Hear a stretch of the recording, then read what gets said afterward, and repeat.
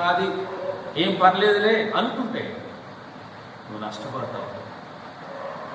ప్రియమైన దేవుని బిడ్డలారా, నీ జీవితంలో నీ శరీరమును కాపాడుకోవాలి, నీ దేహమును కాపాడుకోవాలి. నీ అవయవాలు దేవునివి, దేవుడు చేతి పని ఉంది. మీరు మీ చొత్తు కారు, వెలబెట్టి కొనబడిన వారు. మీ దేహమును దేవుని మహిమపరచండి అంటాడు కొరింథీయులకు 6 అధ్యాయం. మీరు మీ చొత్తు కారు. మనమంతా దేవుని సొత్తు అయి ఉన్నాం. దేవుని యొక్క హస్తాలతో మనల్ని తయారు చేసుకున్నాడు దేవుడు. మనకి ఇష్టమైన బిడ్డలుగా మనల్ని మార్చడానికి ఆయన చూస్తూ ఉన్నాడు.